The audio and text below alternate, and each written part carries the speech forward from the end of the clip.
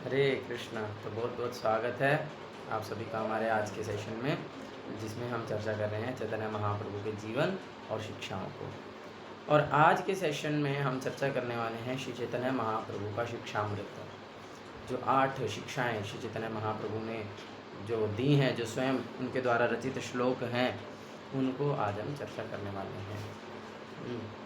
और उसके लिए हम शुरू करते हैं। तो जय जय श्री चैतन्य जय नित्यानंद, जय द्वैत चंद्र जय गौर भक्त वृंद, सबे मिली करो कृपा करो करुणा, अधम पतित जानी ना करे घृणा। की कृपा की याचना करते हुए हम जो है उनके गुण लीला जो शिक्षाएं हैं उन्हें चर्चा करने का प्रयास कर रहे हैं। तो सबसे पहले हमें ये समझना चाहिए, जो है हमारे शास्त्रों में भक्ति रसामृत सिंधु में और चैतन्य चरितामृत में भी इस प्रकार से जो हमारे गौड़ीय वैष्णव शास्त्र हैं, उनमें जो हमारा भक्ति का प्रोसेस है उसे बहुत अच्छे से एक्सप्लेन किया गया है। और उस प्रक्रिया को और अच्छे से समझाने के लिए उसको जो है एक एनालॉजी दी गई है, एक उदाहरण के साथ समझाया गया है। और वो उदाहरण दिया गया है लता का। तो जो हमारी भक्ति का जो मार्ग है, भक्ति का जो पूरा प्रक्रिया है, उसे भक्ति लता कहा गया है। वो एक लता के समान है। जिस प्रकार से एक लता बीज से उत्पन्न होकर के बड़ी होती है, फिर उस पर फल फूल लगने लगते हैं, इस प्रकार से जो हमारी भक्ति लता को जो है एनालॉजी दिया गया है, भक्ति को लता से कंपेयर किया गया है। तो लता के माध्यम से समझाया गया है कि किस प्रकार से भक्ति की विभिन्न जो है स्टेजेस हैं और उनमें किस प्रकार से हमको प्रगति करनी है। तो जो हमारा चैतन्य शिक्षाष्टकम है, जो कि बहुत गुह्य प्रेयर्स हैं, वो जो है इस भक्ति लता से बहुत ज़्यादा मिलता है। इस भक्ति लता को पूर्ण रूप से शुरुआत से लेकर के एंड तक लेकर के जाता है ना। तो इसीलिए हम भक्ति लता और शिक्षाष्टकम दोनों को साथ में ही चर्चा करेंगे।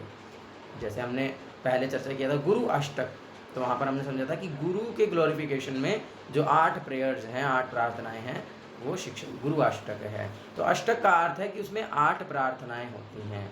और यहाँ पर है शिक्षाष्टकम, मीन्स यहाँ पर 8 प्रार्थनाएं हैं, 8 श्लोक हैं, जो हमें क्या कर रहे हैं, जो हमें शिक्षा दे रहे हैं। तो चैतन्य महाप्रभु, जैसे हमने चर्चा किया था पहले भी, कि वे आचार्य हैं। वे स्वयं जो है अपने आचरण से अपना भक्ति सिखाने के लिए प्रकट हुए हैं, स्वयं भगवान कृष्ण।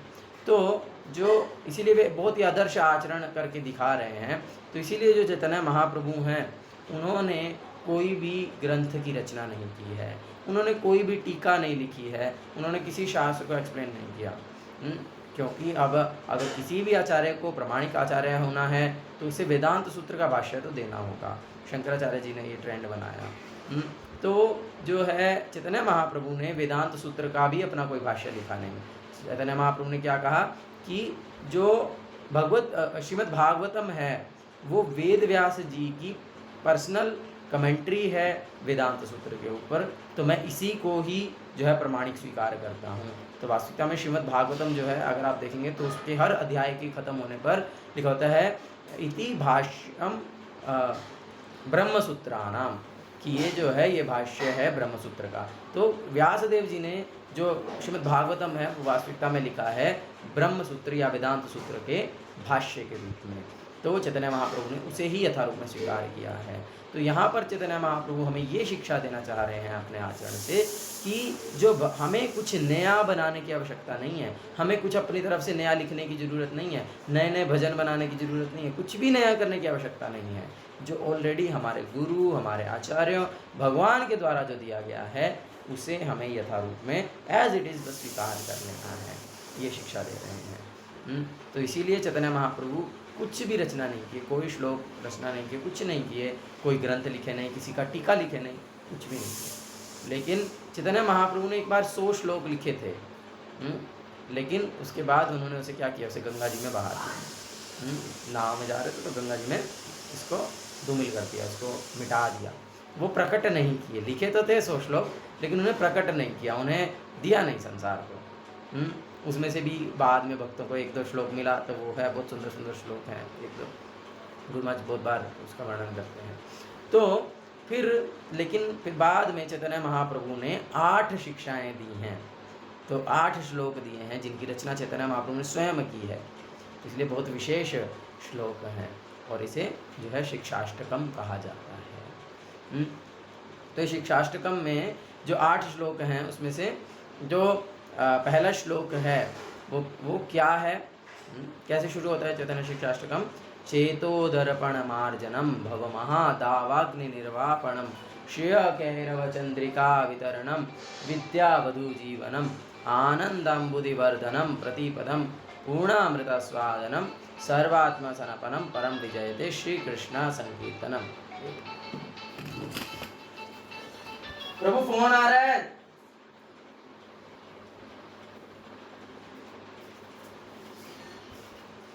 यस। तो ये जो शिक्षाष्टकम है तो उसका पहला श्लोक ये है। तो ये क्या है? ये परम विजयते श्री कृष्ण संकीर्तनम की ये जो है ये हरे कृष्ण महामंत्र करने का क्या प्रभाव होता है, ये पहला श्लोक एक्सप्लेन करता है। जहाँ से हमारा भक्ति लता प्रारंभ होता है, हरे कृष्ण महामंत्र जप करना प्रारंभ करने से उस स्तर में क्या होता है। तो हम पहले एक बार भक्ति लता को चर्चा करते हैं थोड़ा सा, फिर उसके बाद जो है हर जो पूरे शिक्षाष्टकम की प्रार्थनाएं हैं उन्हें भक्ति लता से कंपेयर करते हुए चलेंगे।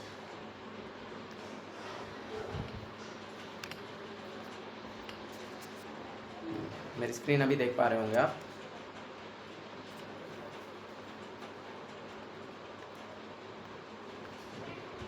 तो ये है भक्ति लता बीज, पूरा जो है फूल तक खिल गया शुरुआत से लेकर। तो सबसे पहले क्या होता है? सबसे पहले जो है बीज लगाया जाता है।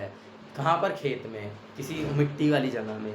तो मिट्टी में जो है बीज को बोया जाता है। उसी प्रकार से जो ये भक्ति लता का बीज है वो कहाँ बोया जाता है? वो हमारे हृदय में, the field of the heart, हमारे हृदय में जो है इसका रोपण किया जाता है। ये बीज जो है बोया जाता है हमारे हृदय में, जो है ये बीज आता है। और ये बीज जो है ये श्रद्धा के रूप में है। ये समझ लीजिए बीज जो है विकसित होता है कैसे? श्रद्धा के माध्यम से।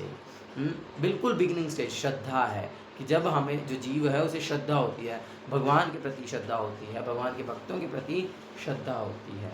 कुछ भी श्रद्धा किसी भी प्रकार से, अरे भगवान बहुत महान है, भगवान हमारी रक्षा करने वाले हैं, कुछ भी श्रद्धा, थोड़ी सी भी श्रद्धा जो है ये दृढ़ श्रद्धा नहीं है, ये पूर्ण श्रद्धा नहीं है, ये केवल कोमल सी शुरुआत वाली श्रद्धा है जहाँ से हमारी भक्ति प्रारंभ होती है। और ये श्रद्धा भक्ति नहीं है, लेकिन भक्ति के लिए ये श्रद्धा होना बहुत आवश्यक है। मोस्टली लोग जो हैं वो इस श्रद्धा के स्तर पर होते हैं और इस श्रद्धा के स्तर पर ही रहते हैं और लोग उसे भक्त समझते हैं, लेकिन वो भक्त नहीं है। श्रद्धा भक्ति नहीं होती है, लेकिन भक्ति के लिए श्रद्धा बहुत ही महत्वपूर्ण है क्योंकि यहीं से ही सारी प्रोसेस शुरू होती है। तो श्रद्धा होने से क्या होता है? श्रद्धा होने से फिर व्यक्ति क्या करता है? जब किसी का भगवान के प्रति श्रद्धा है, भक्तों के प्रति श्रद्धा है, तो वो क्या करता है? जब उसे कहीं पर कोई भक्त दिखते हैं, जैसे जब हम संकीर्तन करते हुए हरे कृष्णा कीर्तन करते हुए जा रहे होते हैं, बुक डिस्ट्रीब्यूशन कर रहे होते हैं, तो जिसे श्रद्धा होती है वे हमारे पास आता है, हमसे बात करना चाहता है। जैसे हम संकीर्तन में कहीं कहीं रुकते हैं तो वो जो है भक्तों के पास आते हैं, उनसे प्रश्न करते हैं, उनसे पूछते हैं कैसे हम कर सकते हैं, क्या है। तो इस प्रकार से जब किसी को जीव को श्रद्धा होती है तो वो फिर क्या करता है? वो साधु संग करता है। फिर जैसे ही वो साधु को देखता है फिर वो उसका संग करना चाहता है, संग प्राप्त करना चाहता है, और ऐसे करके फिर वो वास्तविक साधु तक पहुंच जाता है। जो प्रमाणिक शुद्ध भक्त हैं जो हैं उस तक, जो दूसरे भक्त हैं वे उन्हें शुद्ध भक्त तक पहुंचा देते हैं। फिर उसके बाद साधु संग करने से क्या होता है? साधु संग करने से यही क्लेशाग्नि और शुभदा दो मुख्य पतियों का विकास होता है। यही चैतन्य महाप्रभु के शिक्षाष्टकम का पहले श्लोक का एक्सप्लेनेशन है। तो इसमें हम जाएंगे अभी। और फिर उसके बाद क्या होता है आप देखेंगे तो पूरी लाइन में साधु संग लिखा है। यहाँ पर देखो साधु संग इस प्रकार से लिखा है। तो क्योंकि ये सब साधु संग है, ये हमें पूरी भक्ति की प्रक्रिया में साधु संग की आवश्यकता है। हाँ, तो इसीलिए साधु के जब हम संग में आते हैं, और साधु के संग में आने से क्या होता है? साधु के संग में आने से भजन क्रिया प्रारंभ होती है। अगर मैं इसको बहुत डिटेल में एक्सप्लेन करने जाऊँगा एक एक चीज़ को तो इसमें तो कई दिन भी लग जाएंगे, इतना डिटेल एक्सप्लेनेशन है इस भक्ति लता का। तो अभी हम इसको शॉर्ट में डिस्कस कर रहे हैं। श्रद्धा, साधु संग और फिर तथा भजन क्रिया, जब साधु के संग में आते हैं तो साधु क्या बोलते हैं, अरे जप करो, भगवान के नाम को जप करना चाहिए, भगवान के नाम की इतनी महिमा है, इस प्रकार से एक्सप्लेन करते हैं। तो फिर व्यक्ति क्या करता है, फिर व्यक्ति जप करना प्रारंभ करता है, इसे बोलते हैं भजन क्रिया। हाँ, और ये प्रारंभिक भजन क्रिया है। फिर वास्तविक भजन क्रिया प्रारंभ होती है मतलब जब हमारा एक शुद्ध वैष्णव के साथ, गुरु के साथ संबंध बन जाता है। संबंध बनने का अर्थ है औपचारिकता रूप से, यानी कि दीक्षा जब प्राप्त होती है और जब जो है हम उस दीक्षित माला से जप करना प्रारंभ करते हैं, तब हमारी वास्तविकता में भजन क्रिया प्रारंभ होती है। और ये भजन क्रिया 6 प्रकार की होती है, यहाँ पे लिखा है, जैसे उत्साहमयी, घनतरल, व्यूढ़ विकल्पा, विषय संगरा, नियमा क्षमा और तरंग रंगिणी। तो इस प्रकार से ये 6 प्रकार की भजन क्रिया है। ये अलग अलग स्तर हैं। धीरे धीरे व्यक्ति जो है फिर इस भजन क्रिया में प्रगति करता है। और जब इस प्रकार से वह भजन क्रिया करता है तो भजन क्रिया करने से क्या होता है, भजन क्रिया करने से अनर्थ निवृत्ति होती है। ये सब पहले ही श्लोक में चैतन्य महाप्रभु ने कवर कर लिया।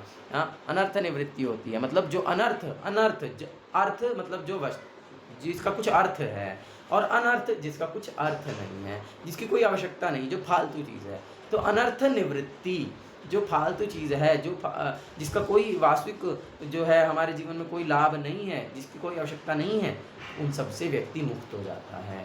फिर इसमें जो है 4 तरह की अनर्थ निवृत्ति एक्सप्लेन की गई है। दुष्कृतोत्तनार्थ, सुकृतोत्तनार्थ, भक्तियोत्तनार्थ, अपराधोत्तनार्थ। इस सबसे जो है जीव मुक्त हो जाता है। और जो है जब इससे जीव जो है मुक्त हो जाता है तो फिर क्या होता है, नष्ट प्रायेषु अभद्रेषु नित्यं भागवत सेवया भगवती उत्तम श्लोके भक्तिर्भवती नैष्टकी। जब जो है नष्ट प्रायेषु अभद्रेषु, प्रायेषु मीन्स ऑलमोस्ट कंप्लीटली अनर्थ मुक्त नहीं हुए हैं, प्रायेषु, इसको हमारे भक्त लोग बोलते हैं 80% समझ लो कि 80% तक जब हमारे अनर्थ जो है निवृत्त हो जाते हैं, 80% हमारे अनर्थों से हम मुक्त हो जाते हैं, तो क्या होता है, नष्ट प्रायेषु भद्रेषु नित्यम भागवत सेवया, फिर जो जीव है वो भगवान की नित्य सेवा में लग जाता है। नित्यम भागवत सेवया, फिर क्या होती है, भक्तिर्भवती नैष्टकी, फिर जो उसकी भक्ति है वो नैष्टिक हो जाती है, फिर वो भक्ति में दृढ़ हो जाता है। यानी कि फिर वो कौन सी स्तर आ गया, निष्ठा का स्तर आ गया। क्या वो एक निष्ठ है कि मुझे सुबह जल्दी उठना ही है, मुझे नहाना ही है, चाहे सर्दी है, गर्मी है, इवन बीमार भी है तब भी नहाना ही है, ऐसे निष्ठा का स्तर आ जाता है। मंगला आरती करना ही है किसी भी हालत में, 16 माला सुबह सुबह करना ही है, अब इस स्तर पर व्यक्ति आ जाता है। भागवत सुनना ही है, भक्त संग में ही रहना है, ये निष्ठा है, ये करना ही है, तो वो निष्ठा का स्तर है। और जब वो निष्ठा बढ़ती है, जब वो निष्ठा और प्रगति करती है, तो फिर क्या होती है, वो निष्ठा रुचि में बदल जाती है। फिर उसके बाद हमें भक्ति में रुचि आने लगती है, भगवान से संबंधित जो चीज़ें हैं उनमें रुचि आने लगती है। और फिर वो रुचि जो है जब वो और गाढ़ी होती है और प्रगाढ़ रूप लेती है, फिर उसमें आसक्ति हो जाती है, फिर हम भगवान से आसक्त हो जाते हैं। फिर हमारा भगवान की भक्ति में जो ये प्रोसेस है, भजन है, उसमें हमारा आसक्ति हो जाती है। आसक्ति का अर्थ है कि फिर हम उसके बिना रह नहीं सकते, फिर हम भगवान की भक्ति के बिना रह नहीं सकते, फिर हम भगवान का सेवा किए बिना रह नहीं सकते, फिर हम भगवान की कथा चर्चा किए बिना रह नहीं सकते हैं। आसक्ति हो जाती है और फिर वही आसक्ति बढ़ते बढ़ते भाव बनती है। दिव्य भाव जो है ये भी टेम्पररी भाव है। जो हमारे भरत महाराज हैं इस भाव के स्तर से गिर गए थे, तो ये टेम्पररी भाव है। लेकिन यहाँ पर दिव्य भाव के जो लक्षण हैं वे प्रकट होना प्रारंभ होते हैं। और आप अगर ध्यानपूर्वक देखेंगे तो यहाँ पर तक भी भक्ति लता के अंदर साधु संग लिखा है। तो भरत महाराज के पतन का कारण यही था कि वे जो है साधु संग में नहीं थे। तो इसीलिए हमको पूर्ण, जब तक कंप्लीट शुद्ध वैष्णव नहीं हो जाते तब तक हमें साधु संग को पकड़ करके रखना है, साधु संग में ही रहना है, साधु संग को छोड़ना नहीं है। और भाव जब वो नित्य हो जाता है, जब वो भाव जो है वो क्या बोलते हैं, वो स्थिर हो जाता है कि अब व्यक्ति गिरेगा नहीं, तो वो व्यक्ति फिर आता है प्रेम के स्तर पर। फिर देखो कितना सुंदर मोती के समान चमकता हुआ फूल खिल जाता है, जिसमें जो है जो कि कृष्ण प्रेम है। और इस कृष्ण प्रेम में जो है 5 जो है मुख्य रस हैं, 7 जो है गौण रस हैं, जिसमें हम भगवान के साथ आदान प्रदान करते हैं प्रेम का। शांत, दास्य, साख्य, वात्सल्य और माधुर्य, ये मुख्य 5 रस हैं और 7 गौण रस भी हैं। तो इस प्रकार से ये बहुत डिटेल है पूरा का पूरा। केवल इस डायग्राम को समझाने के लिए एक पूरा ग्रंथ है, माधुर्य कदम्बिनी, जिसमें स्टार्टिंग से लेकर के एंड तक एक एक चीज़ को बहुत डिटेल में एक्सप्लेन किया गया है। तो अभी हमने शॉर्ट में थोड़ा सा समझ लिया हमारी भक्ति लता बीज को, भक्ति लता को, जिसके अंदर ये 9 अलग अलग स्तर हैं। अब हम समझेंगे श्री चैतन्य महाप्रभु शिक्षाष्टकम को किस प्रकार से उन्होंने जब को अपने शिक्षाष्टकम से एक्सप्लेन किया है। तो सबसे पहला श्लोक क्या था? चेतो दर्पण मार्जनम। हाँ, ये जो श्लोक है, ये श्लोक श्रद्धा के स्तर पर है, ये श्लोक साधु संघ के स्तर पर है और भजन क्रिया के स्तर पर कार्य करता है। क्या है? चेतो दर्पण मार्जनम भव महादावाग्नि निर्वापणम। वास्तविकता में ये श्लोक एक्सप्लेन करता है कि जो हमारे हरे कृष्ण महामंत्र जप करने से क्या होता है, उस हरे कृष्ण महामंत्र की जो क्या महिमा है उसका वर्णन करता है ये पहला श्लोक। क्या बोल रहे हैं? चेतो दर्पण मार्जनम। हमारे चित्त को एनालॉजी दिया गया, कंपेयर किया गया है दर्पण से, और हरे कृष्ण महामंत्र जप करने से क्या होता है? वो मार्जन हो जाता है, उसकी सफाई हो जाती है। जिस प्रकार से यदि दर्पण है और उस पर धूल लगी हुई है तो हम अपना चेहरा उसमें नहीं देख सकते, अपना प्रतिबिंब उसमें नहीं देख सकते। मैं नहीं देख सकता कि मेरी जो है अभी तिलक सही से लगा है या नहीं लगा है, मेरे मुंह पे कहीं पे कुछ गंदगी तो नहीं लगा है। हाँ, तो इस प्रकार से वो मुझे अगर देखना है तो उसके लिए दर्पण जो है वो साफ़ होना चाहिए। मेरी शक्ल कैसी दिख रही है, मैं कैसा दिखता हूँ, अगर मैं ये देखना चाहता हूँ तो दर्पण को साफ़ होना चाहिए। लेकिन अगर उस दर्पण पर 1 इंच मोटी जो है लेयर चढ़ी हुई है मिट्टी की तो मैं नहीं देख पाऊँगा। उसी प्रकार से जो हमारा चित्त है वो ट्रांसपेरेंट वाया मीडियम है, वो दर्पण के समान है, जिसके माध्यम से हम आत्मा का दर्शन कर सकते हैं कि मैं शरीर नहीं हूँ, मैं आत्मा हूँ। लेकिन अभी वो गंदा हो रखा है। गुरु महाराज बोलते हैं हिमालय के समान गंदगी चढ़ी हुई है। हाँ, तो इसीलिए जब हम उस दर्पण को साफ करेंगे, गंदगी तो चढ़ी है, अब उसको साफ करेंगे तो फिर धीरे धीरे हमको दिखना शुरू होगा, धीरे धीरे धुंधला दिखना शुरू होगा, फिर और क्लियर होगा, और क्लियर होगा, और क्लियर होगा, फिर एकदम क्लियर हो जाएगा, अरे वाह मैं ऐसा दिख रहा हूँ। उसी प्रकार से हमारा चित्त रूपी दर्पण जो बहुत गंदा हो रखा है, जो हम उसे मार्जन, ये हरे कृष्ण महामंत्र क्या है? ये उसका मार्जन है, उसकी सफाई है। तो जैसे जैसे वो दर्पण साफ होगा, जैसे जैसे हमारा चित्त साफ होता जाएगा, वैसे वैसे हम अपने आप को आत्मा रूप में देख पाएंगे कि हम जो हैं शरीर नहीं हैं, हम आत्मा हैं, हम भगवान के नित्य दास हैं, हमारा कार्य भगवान की सेवा करना है। इस भाव में हम स्थित हो जाएंगे। तो चेतो दर्पण मार्जनम। फिर दूसरी चीज़ क्या होगी? भव महादावाग्नि निर्वापणम। जैसे हमने पहले भी चर्चा किया था, ये संसार क्या है? ये संसार दावानल के समान है। तो यहाँ पर शब्द का प्रयोग किया दावाग्नि। दावाग्नि मतलब जंगल में लगी हुई आग, और यहाँ पर तो बोल रहे भव महादावाग्नि, बहुत भयंकर जंगल में लगी हुई आग के समान है ये संसार। भव मतलब ये संसार जो है। हाँ, तो भव महादावाग्नि। तो जैसे जंगल की आग क्या क्या कारण है कि वो स्वतः लग जाती है, जंगल में कोई आग लगाने के लिए नहीं जाता है और उसे बुझाया भी नहीं जा सकता, उसे अपने प्रयासों से हम बुझा भी नहीं सकते हैं। वो जो भगवान की कृपा होगी, जब गुरु की कृपा होगी तभी बारिश होगी और तभी वो आग जो है वो बुझती है, नहीं तो कई कई महीनों तक जंगल जलते रहते हैं और सब कुछ नष्ट कर देते हैं। उसी प्रकार से जो जंगल में रहने वाले जीव हैं वो चारों तरफ से वो जल रहे होते हैं और पूर्ण रूप से जल जाते हैं। उसी प्रकार से जो इस संसार में जो जीव हैं वे सदैव त्रय तापों से जो है जल रहे हैं, सदैव उन्हें आदि भौतिक, आदि आत्मिक, आदि दैविक क्लेश हैं, जिनके कारण जो है वे कष्ट भोग रहे हैं। चारों तरफ उपद्रव ही उपद्रव हैं, बहुत इनसिक्योरिटी है, भय का स्थिति है। तो इस प्रकार से जो है संसार में दावाग्नि के समान जो है वो है। लेकिन ये हरे कृष्ण महामंत्र जप करने से क्या होता है? निर्वापणम। निर्वापणम मतलब उससे मुक्त हो जाते हैं, वो अग्नि शांत हो जाती है। तो यह हरे कृष्ण महामंत्र जप करने से भव महादावाग्नि निर्वापणम, इससे जो अग्नि है, जंगल में लगी हुई आग है, जो त्रय तापों के कारण जो मुझे कष्ट मिल रहे हैं, उससे मुझे शांति मिल जाती है, वो शांत हो जाती है। और फिर श्रेय कैरव चंद्रिका वितरणम विद्यावधू जीवनम। श्रेय कैरव चंद्रिका वितरणम जो है चंद्रमा की जो रोशनी है वो शीतल होती है ना। अभी आग लगी हुई थी चारों तरफ, तो आग जो है उसको ठंडा किया, तो बहुत गर्मी लग रही है ना, तो उसको ठंडा शीतलता चाहिए, तो जो चंद्रमा है वो शीतलता प्रदान करता है। तो श्रेय कैरव चंद्रिका वितरणम, जिस प्रकार से चंद्रमा अपनी शीतलता सब और बिखारता है, उस प्रकार से हमारे जीवन में शीतलता आ जाती है, हमारा जीवन सहज हो जाता है। श्रेय कैरव चंद्रिका वितरणम विद्यावधु जीवनम।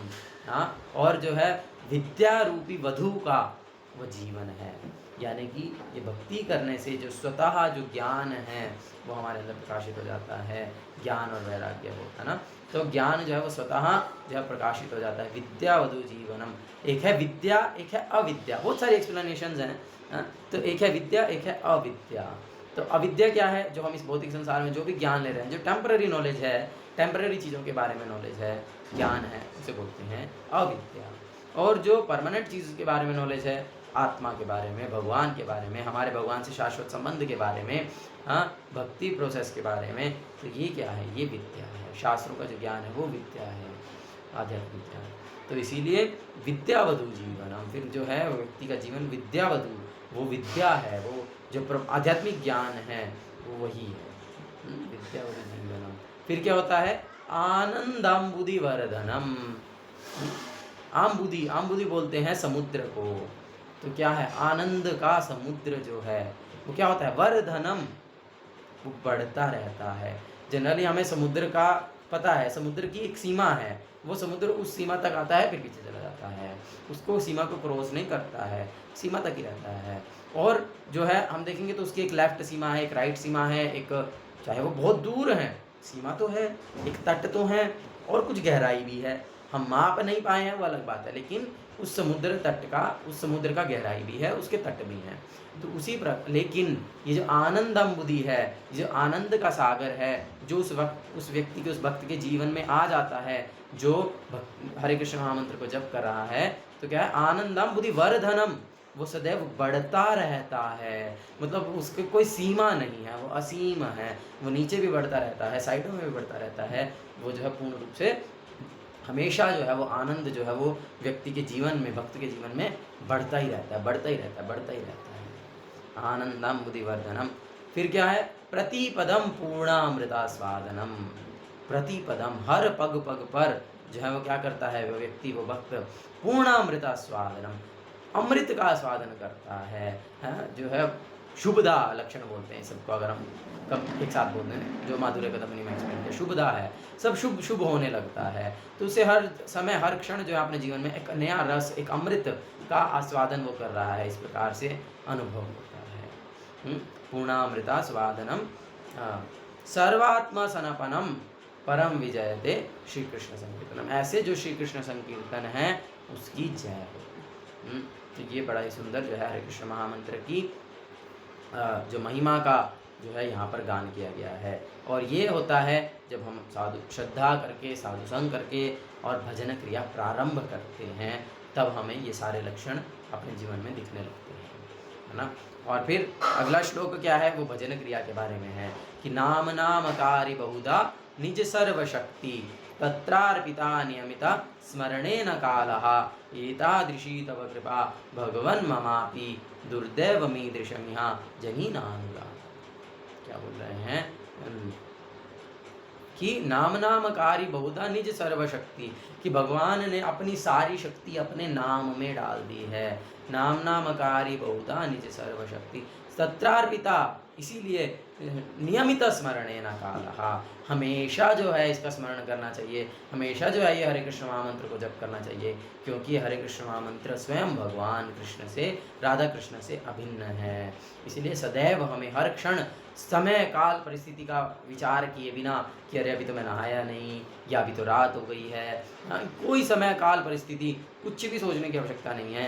हर सदैव जो है, हर क्षण, हर स्थिति में हमें जो है हरे कृष्ण महामंत्र को जप करते रहना चाहिए। नियमित स्मरणेन कालः एतादृशी तव कृपा भगवान ममापि, कि हे भगवान आपने इतनी कृपा की है, चैतन्य महाप्रभु बोल रहे हैं, लेकिन मत प्राण एतादृशी तव कृपा भगवान ममापि दुर्दैव मीदृश निहा जनीनानुरागा, लेकिन मैं कितना दुर्दैव हूँ, मैं कितना दुराचारी हूँ, मैं कितना बुरा हूँ कि मेरा ना अनुरागा, मेरा आपके नाम में रुचि नहीं आया है। तो जब भजन क्रिया प्रारंभ होती है तो अब हमें पता है वो भगवान के नाम के समान है, लेकिन उसमें हमारा रुचि नहीं होता है, हम उसको नियमित स्मरण नहीं कर पाते हैं, हम उसे जो उतना दृढ़तापूर्वक उसका वो भजन नहीं कर पाते हैं। कभी करते हैं, कभी नहीं करते हैं।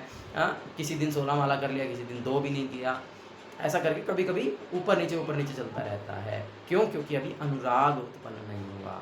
भगवान ने कृपा करके अपने नाम के रूप में भगवान प्रकट हो गए, लेकिन उसमें अनुराग उत्पन्न हमारा नहीं हुआ है। तो ये स्तर है। फिर है तृणादपि सुनीचेन तरोरपि सहिष्णुना अमानीना मानदेना कीर्तनीय सदा हरि।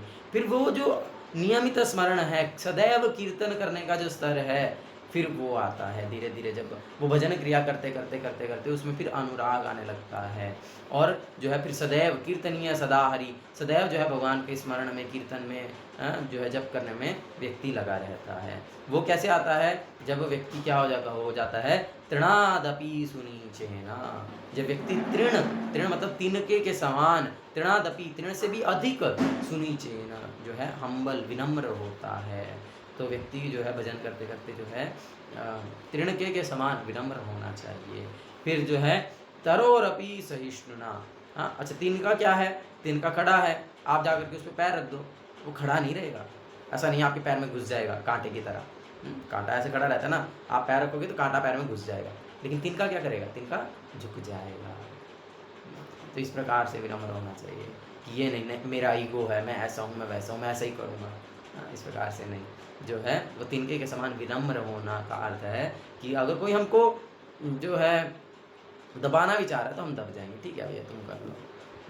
मुझे गुरु महाराज का एक बड़ा सुंदर एक इसमें कहानी याद आ रहा है, एक पास टाइम याद आ रहा है।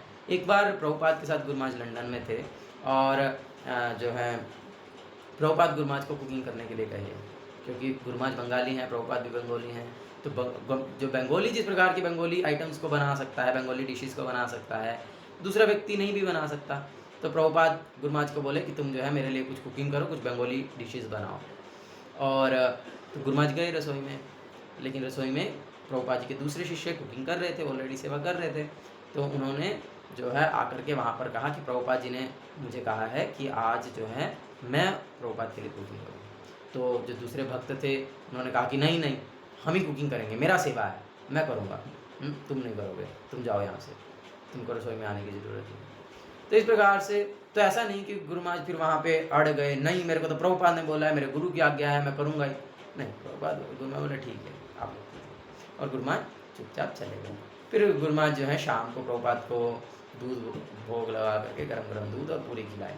तो इस प्रकार से कहने का तात्पर्य है कि जब कोई मतलब इवन सेवा, मतलब ये तो गुरु महाराज का आदर्श उदाहरण है कि जब कोई सेवा में भी बाधा बन रहा है, जो गुरु जो के द्वारा दिया गया सेवा उसमें भी बाधा बन रहा है, तो वो वास्तविकता में इतने विनम्र हैं कि दूसरे भक्त को वो नेगेटिव नहीं ले रहे हैं, उसका कष्ट नहीं मान रहे हैं, या मतलब उसको बुरा नहीं मान रहे हैं, उसको रिवोल्ट नहीं कर रहे हैं। वो ठीक है, मुझे अवसर नहीं मिल रहा है सेवा करने का, कोई बात नहीं, मुझे जब अवसर मिलेगा मैं तब सेवा करूँगा। इतना आदर्श, इतना विनम्रता का भाव जो है वो गुरु महाराज दिखा रहे। ये है तृणादपि सुनीचेना। फिर तरोरपि सहिष्णुना। तरोरपि सहिष्णुना का अर्थ है तरो मीन्स पेड़, तरु, और तरोरपि तरु के समान, सहिष्णुना सहनशील है। पेड़ देखो कितना सहनशील है, फल लगे हैं, दूसरों को फल दे रहा है, लेकिन लोग क्या करते हैं? उसको पत्थर मारते हैं, और जो उसको पत्थर मारता है वो उसी को ही फल देता है। लो भैया तुमने मेरे को पत्थर मारा, लो। और उसको कोई पानी दे नहीं दे, जैसे कैसे सर्वाइव करता है, और जो है फिर सबको फल देता है। तो इस प्रकार से तरोरपि सहिष्णुना, कितना सहनशील है। तो जो भक्त है उसको तरोरपि सहिष्णुना होना चाहिए, या जो है भजन क्रिया करते करते हो जाते हैं भेड़ के समान सहनशील। भाई कोई है बहुत आप परेशान कर रहा है, भक्त है या भक्त नहीं भी है, जो भी है, बहुत सारे परेशान है, बहुत सारी कठिनाइयाँ हमारे जीवन में जब आती हैं तो वो उन्हें सहन करता है। वास्तविकता में भक्ति जीवन में, भौतिक जीवन में तो कठिनाइयाँ सदैव ही रहती हैं, तो वो उसे सहन करता है, वो है तरोरपि सहिष्णुना। फिर है अमा, गुरु महाराज बोलते हैं अपने लेक्चर में, tolerate, can tolerate, still tolerate, can't tolerate, still tolerate, can not tolerate, still tolerate करना ही है, छोड़ना नहीं है, सहन करते रहना है। और जितना अधिक सहन करेंगे उतना ही अधिक शुद्ध हो जाएंगे, उतना ही अधिक जो है प्रगति करेंगे उतना ही ज़्यादा हमारा हरि नाम में रुचि आ जाएगा, अनुराग आ जाएगा। हाँ, तरोरपि सहिष्णुना अमानिना मान देना, ये जो चीज़ें ये भक्त समाज में मुख्य रूप से अप्लाई होती हैं। हाँ, अमानिना मान देना, मुझे पता है बाद में क्या प्रश्न आएगा इसलिए मैं बोल रहा हूँ। हाँ, लेकिन चलो क्वेश्चन आएगा तभी इसको आंसर करेंगे। तो अमानिना मान देना, अमानिना मान देना का अर्थ है कि वो स्वयं मान की इच्छा ना रखते हुए सबको मान देता है।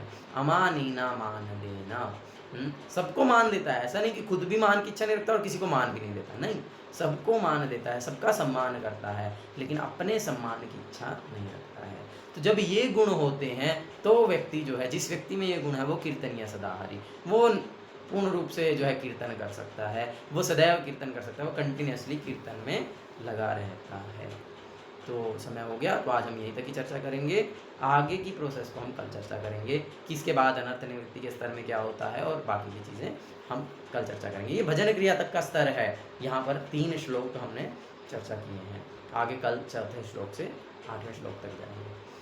हरे कृष्णा कृष्ण कृष्ण हरे हरे, हरे राम राम राम हरे हरे। जय श्रील प्रभुपाद की जय, श्री स्वामी गुरु महाराज की जय, श्री चैतन्य महाप्रभु की जय। कुछ प्रश्न है तो बोल सकते हैं। हरे कृष्ण। हाँ जी, वैसे तो आपने काट ही दिया सब कुछ शुरू में ही आपने उत्तर भी दे ही दिया लास्ट में, मतलब फिर भी मेरा एक प्रश्न ये था कि जैसे आपने बताया कि महाप्रभु ने 100 श्लोक लिखे और उन्होंने उनको गंगा में बहा दिया, और मतलब फिर बाद में आपने ये बताया कि 1-2 श्लोक प्राप्त भी हुए, तो मतलब महाप्रभु ने तो वो गंगा में बहा दिए थे, फिर वो कैसे प्राप्त हुए थे? तो गंगा में बह करके आ गए होंगे ना किनारे पे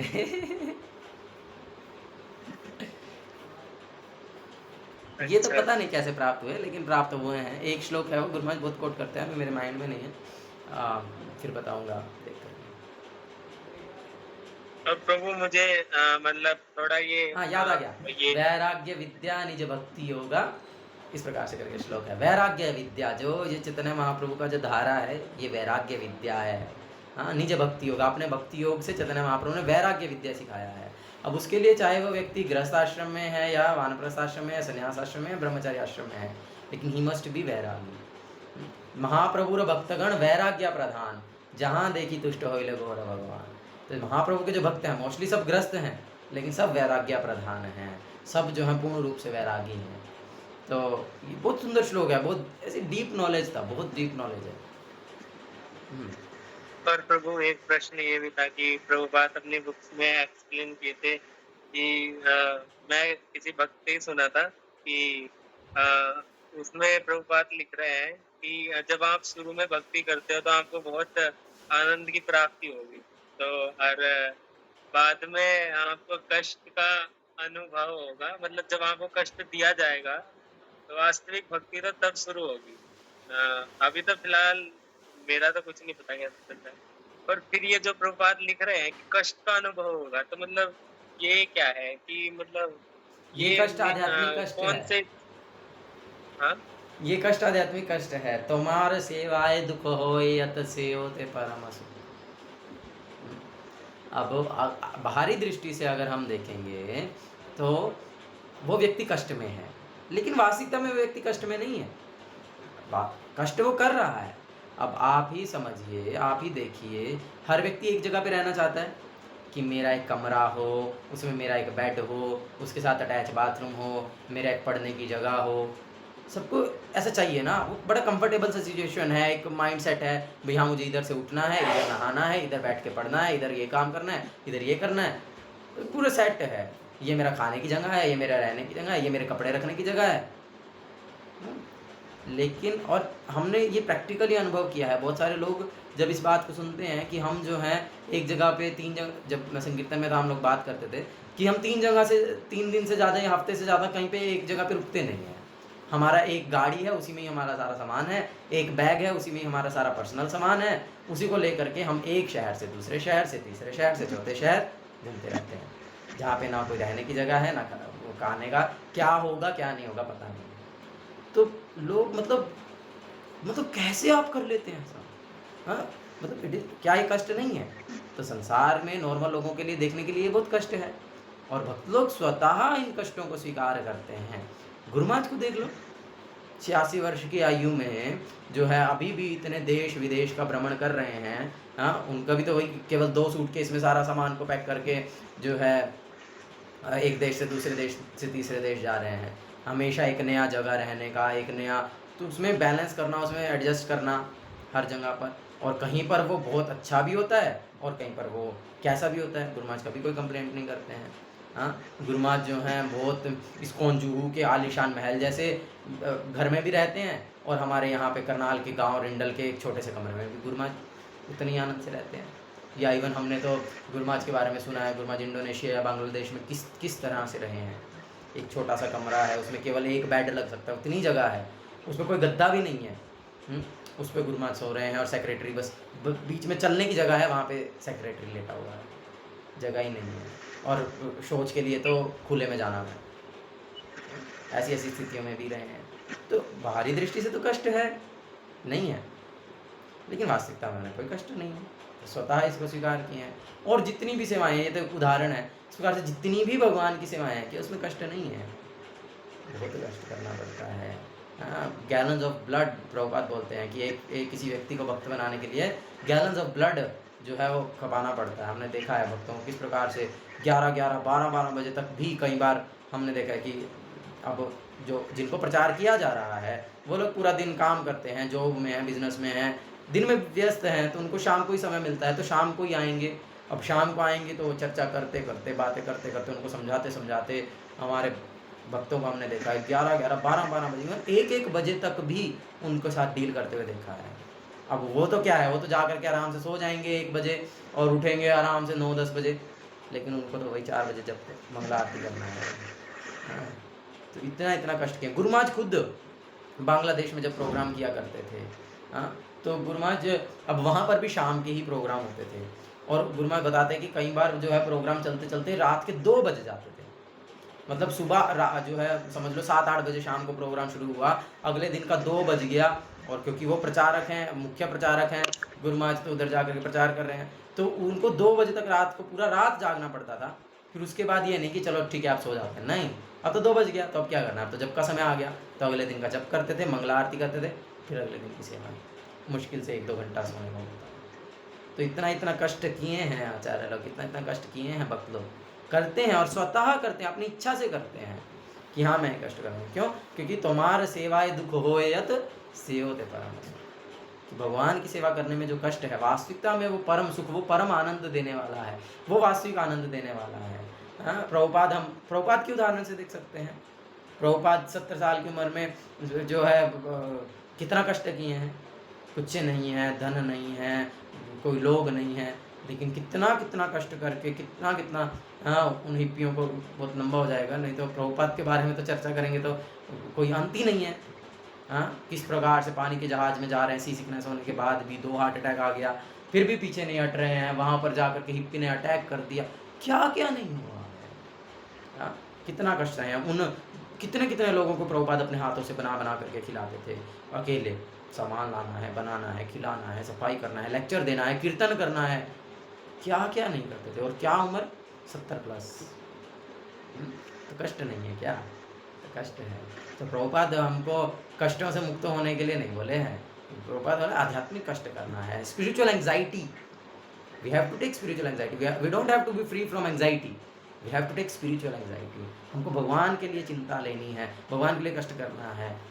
अभी जो है कि भाई अभी जन्माष्टमी आ रही है, बलराम पूर्णिमा आ रही है, रथ यात्रा, इतने सारे फेस्टिवल्स आ रहे हैं, उसमें इतनी सारी सेवाएं हैं, तो मैं कैसे अपना बेस्ट से बेस्ट करके उनको भगवान को सेवा करूं, कैसे मैं ज़्यादा से ज़्यादा इसमें साधु संग कर सकूं, कैसे जो है मैं इस प्रकार से अपने भक्ति को इन स्पेशल ओकेजन्स में जो है पोषित कर सकूँ। इस प्रकार के जो एंग्जाइटी है, क्या मैं गुरु के लिए कष्ट करूं जिससे मैं गुरु को प्रसन्न कर सकूं, ये स्पिरिचुअल एंग्जाइटी लेना वास्तविकता में भक्ति की शुरुआत है। तो यहाँ से वास्तविकता में हमारा भक्ति प्रारंभ होता है, जब हम गुरु के लिए कुछ कष्ट करते हैं।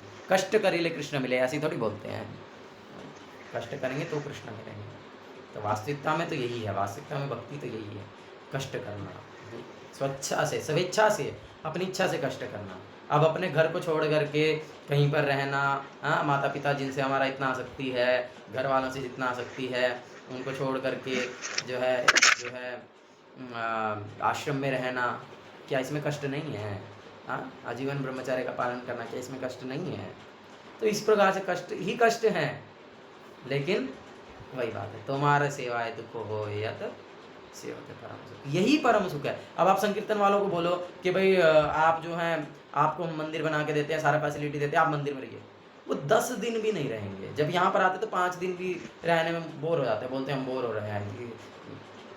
वो कष्ट करने में ही संतुष्ट हैं। वो सर्दी में जो है, जब पूरा धुंध पड़ रहा है, वहाँ पे कड़ाके के ठंड में 100 मीटर पैदल नंगे चल करके, ठंडे पानी में नहा करके, कष्ट करके, और गर्मी में बिना लाइट के ओवन जैसा कमरा बना हुआ है, बिना पंखे के भी रह करके, वो ये भगवान के प्रचार में कष्ट करके आनंद का अनुभव करते हैं। उनको एसी नहीं चाहिए, उनको गीजर नहीं चाहिए, एक जगह पर रह करके उनको दिया जाए तब भी उनको नहीं चाहिए।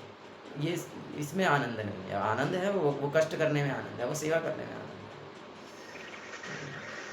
है। ये बात ठीक है जी। जी प्रभु, बहुत सुंदर। चलिए, जय श्री चैतन्य महाप्रभु की जय, श्रील प्रभुपाद की जय, गुरु महाराज की जय, निताय गौर प्रमानंदे।